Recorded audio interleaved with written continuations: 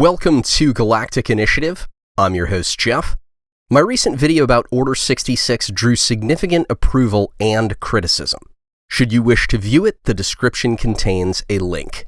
In short, I challenge Disney's repeated introduction of surviving Jedi as contradictory to Episode 3 and the OT, a retcon of sorts. I mentioned Ahsoka Tano, Cal Kestis, and Grogu among the climbing total of escapees. In this video, I will address the most popular counter-arguments from the comments. Reasonably, respectfully. Sidebar: who hurt you, Robert B? Astonishingly, my rebuttal will be longer than my initial observation. Please watch to the end for the Legends Had Jedi Survivors 2 section. Let's begin. Counter-argument 1. The galaxy's vastness prevented the Empire from successfully eliminating all Jedi.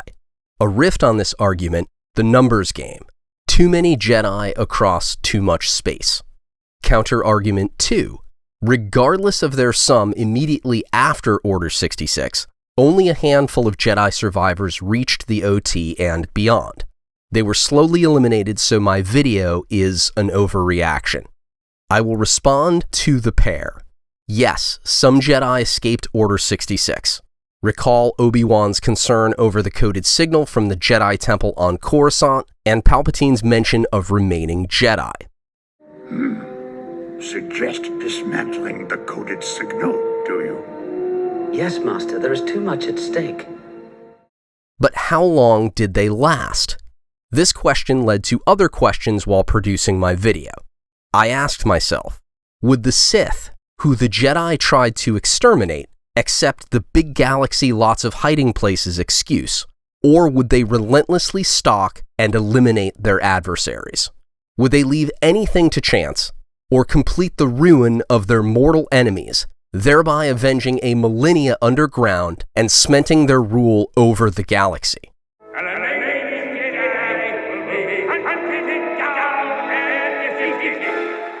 Would Emperor Palpatine and Darth Vader settle, in the words of one commenter, for the law of averages? Yes, the Sith needed time to fully eradicate the Jedi, but an epoch of Kanan, Quinlan, and Cal, plus the survival of Ahsoka and Grogu beyond the OT, well, they are problematic. Will Disney ever tell the story of Gunji's death at the hands of Darth Vader, Inquisitors, or Stormtroopers? I think not. So Disney prolongs the Jedi threat, and I am told, by several commenters, to accept an incomplete sweep based on the galaxy's size and other issues that I will soon cover. I'm sorry. I believe Sheev Palpatine and Darth Vader fully enacted their revenge, despite the space and numbers challenges. Honestly, which of the following backstories is better for the overall stakes? The Sith Lords tried very hard but couldn't catch everyone? Or the Sith Lords purged the entire galaxy with a dogged campaign?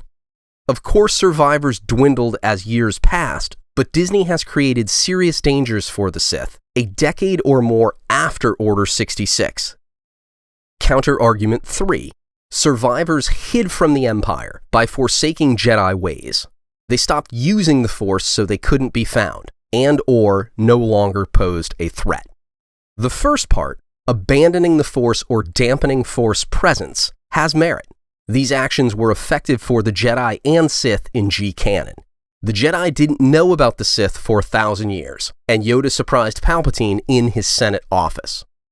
Master Yoda, you survived.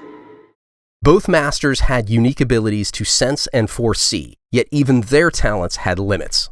But the argument doesn't apply because Disney's Jedi survivors used the Force, in public, often with lightsabers. So, yes, if they lived without the Force, Jedi survivors could have lingered in secret. But Disney's survivors didn't make that commitment. Furthermore, in Rebels, Fallen Order, and Kenobi, Disney showed former Jedi quickly restoring their abilities by choice. They resumed their connections to the Force, and, by extension, their Force powers to the Empire's detriment. Would the Sith trust former Jedi to stay dormant, or incessantly conduct once a Jedi, always a Jedi searches? Any Force-sensitive Jedi-indoctrinated being could have fomented rebellion. Disney's storytelling, not my opinion. Though I disliked everything else in the Kenobi series, the Grand Inquisitor's opening monologue resonated with me.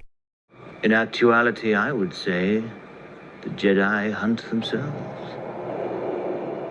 Jedi cannot help what they are. Their compassion leaves a trail.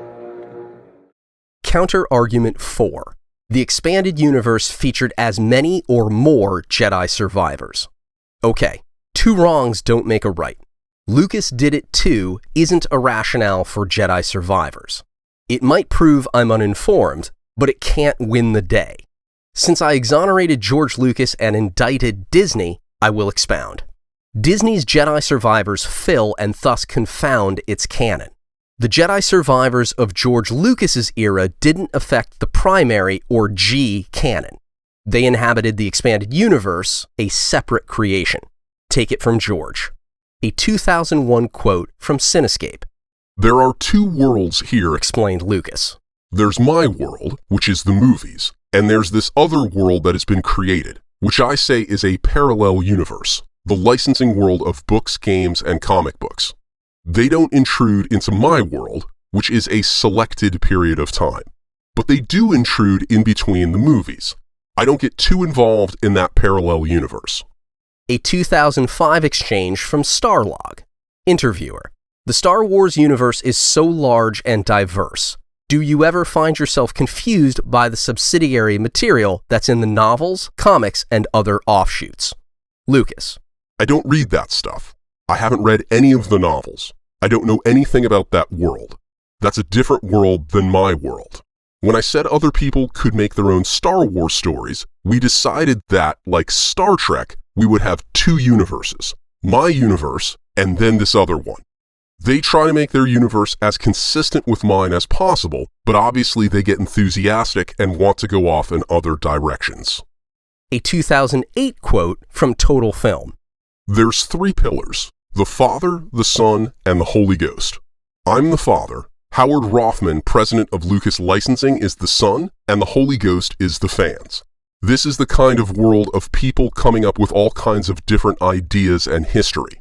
Now these 3 pillars don't always match, but the movies and TV show are all under my control, and they are all consistent within themselves. Howard tries to be consistent, but sometimes he goes off on tangents, and it's hard to hold him back. He once said to me that there are 2 Star Trek universes. There's the TV, and then there's the spin-offs. He said that these were completely different and didn't have anything to do with each other. And I said, okay, go ahead. In the early days, I told him that they couldn't do anything about how Darth Vader was born. But otherwise, I was pretty much letting them do whatever they wanted. They created this whole amazing universe that goes on for millions of years." Finally, Dave Filoni speaking with comicbook.com in 2017. For me and my training here at Lucasfilm, working with George, he and I always thought the expanded universe was just that. It was an expanded universe. Basically, it's stories that are really fun and really exciting, but they're a view on Star Wars, not necessarily canon to him.